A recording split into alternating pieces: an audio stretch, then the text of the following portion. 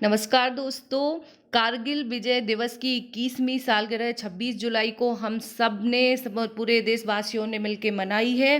क्योंकि कहा आप लोगों ने सुना ही होगा, शहीदों की चिताओं पर लगेंगे हर बरस मेले, वतन पर मरने वालों का यही बाकी निशा होगा।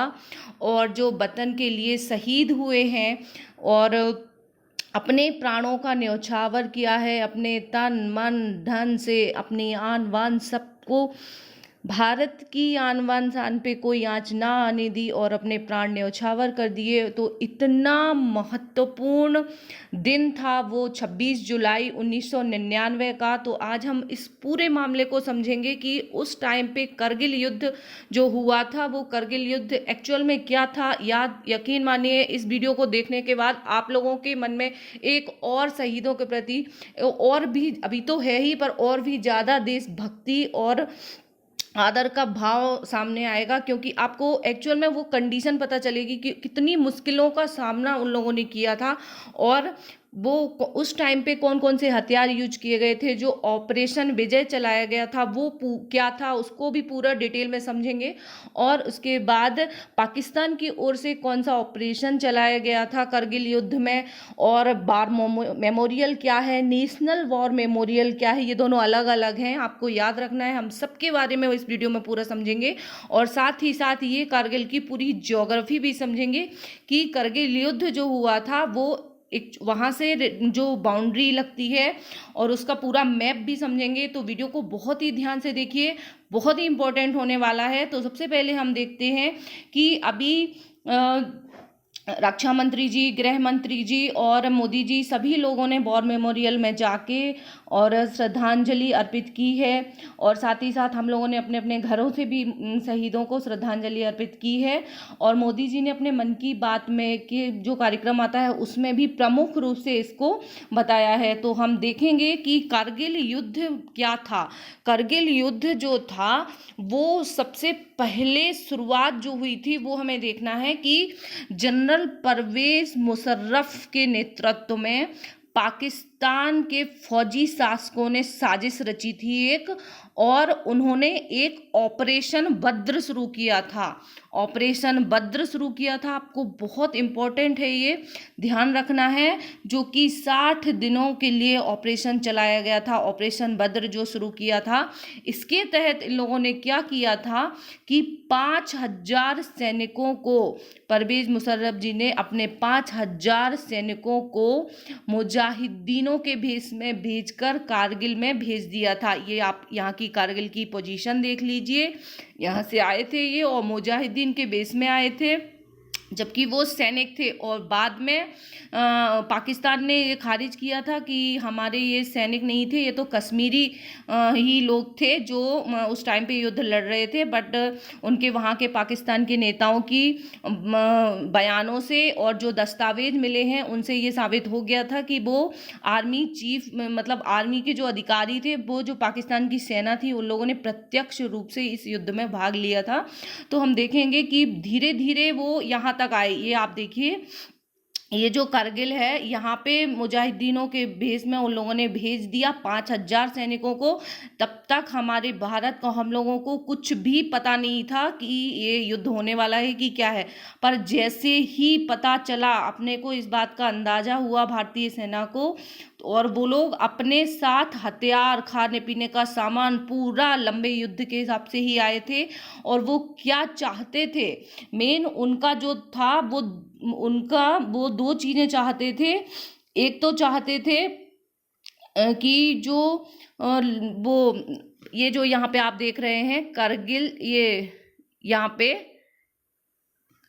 लद्दाख और कश्मीर के बीच जो एकमात्र हमारी एक सड़क थी, कश्मीर व लद्दाख को जोड़ने वाली, इस एकमात्र जो सड़क थी इस पे कब्जा करना चाहते थे। दो उद्देश्य थे प्रमुख रूप से उनके, और मेन था जो हमारा सियाचिन ग्लेशियर, ये आप देख सकते हैं, यहाँ पे सियाचिन ग्लेशियर है, ये दिख रहा है सियाचिन आपको, ये सियाचिन है, ये कारगिल है। जो सियाचिन, एक तो रोड पे कब्जा करना जो एकमात्र इन दोनों को जोड़ने वाली थी, और जो सियाचिन ग्लेशियर था उससे भारतीय सेना को हटाना चाहता था। इसीलिए पाकिस्तान ने ऑपरेशन बद्र शुरू किया। ऑपरेशन बद्र ये उसका पूरा था। उसके विरोध में फिर इंडियन आर्मी ने ऑपरेशन विजय शुरू किया था। ऑपरेशन विजय जो है ऑपरेशन भद्र के विरोध स्वरूप हुआ था, चालू किया गया था। और इसमें जो है वो कौन कौन से हथियार शामिल थे ये आप देखिए। इसमें हथियार शामिल किए गए थे, वायुसेना और भारतीय थल सेना दोनों ही शामिल हुई थी। और वायुसेना की तरफ से मिराज, MiG-27, MiG-29 और बहुत ही ऊंचाई से बम गिराए गए, बोफोर्स तोपें, रॉकेट। भारतीय वायुसेना ने इतने बम गिराए कि लगभग ऐसा माना जाता है कि 5,000 बम के लिए उन्हें 300 से ज़्यादा मोर्टार अपने सेना की तरफ से छोड़े गए थे और 2.5 लाख गोले बरसाए गए थे, तोपें ये तब तो यूज हुई थी। तो इसमें ये टोटल जो है वो 60 दिनों तक चला युद्ध। और 60 दिन के बाद 26 जुलाई को अंततः भारतीय सैनिक जो हुए इसका अंत हुआ और 527 सैनिक हमारे शहीद हुए थे। और इन 527 जो सैनिक शहीद हुए हैं उन्हीं की याद में, उनके इस बलिदान की याद में हम ये विजय दिवस मनाते हैं।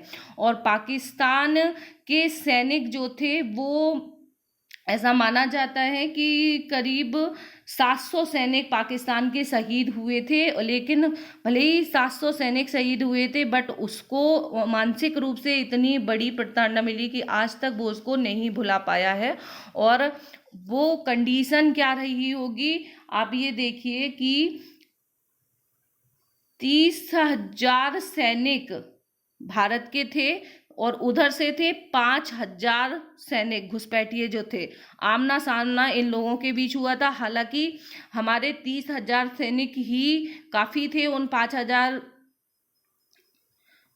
उन लोगों ने 5,000 वहाँ से भेजे, लेकिन यहाँ पे 2 लाख भारतीय सेना ने उतार दिए थे कि 2 लाख सैनिक, लेकिन वहाँ पे ज़रूरत नहीं पड़ी थी और 30,000 सैनिक ने जाके डट के सामना किया। और वो लोग इतनी ऊंचाई पर थे। ऑपरेशन ये आप लोग देख लीजिए, यहाँ की फ़ोटो आपको पता समझ में आ जाएगी।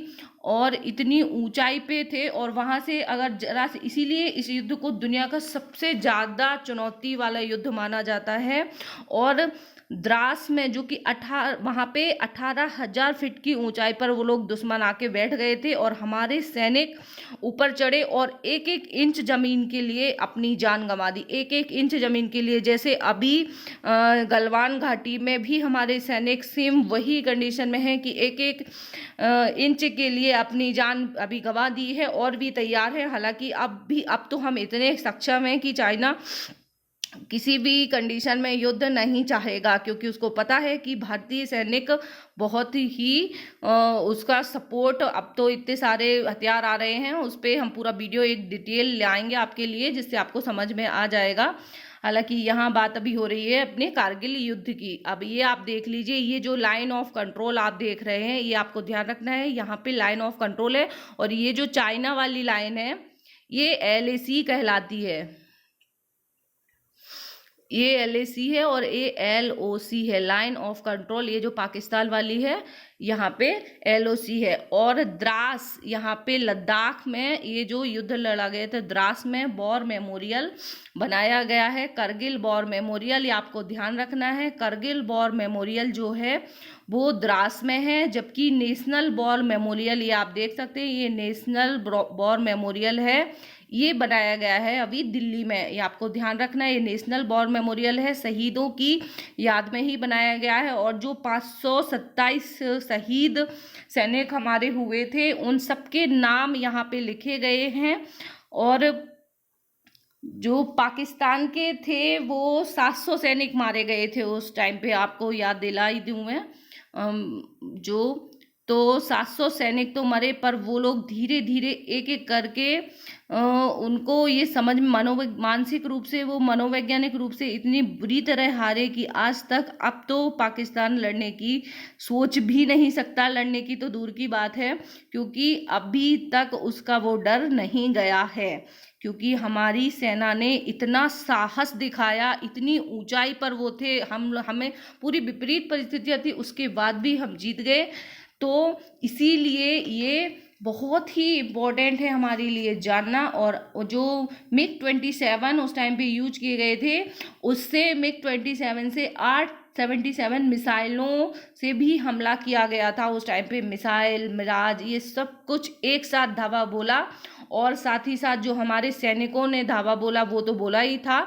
और जो अंतर्राष्ट्रीय दबाव बना, दोनों के सामने भारत को, पाकिस्तान को झुकना पड़ा और भारत की जीत हुई और युद्ध 26 जुलाई को समाप्त हो गया। और इसी के उपलक्ष्य में हम विजय दिवस मनाते हैं, कारगिल विजय दिवस 26 जुलाई को, जो कि अभी कल मनाया गया है। और हमारे लिए ये बहुत ही गौरव की बात है कि हमारे देश में इतने अच्छे सैनिक थे, और आज भी हमें अपनी सेना के ऊपर गर्व होना चाहिए, क्योंकि आने वाली समय में जो भी कंडीशन रहेगी, हमारी आर्मी पूरी तरह से तन मन धन से अपना जी जान लगा देगी।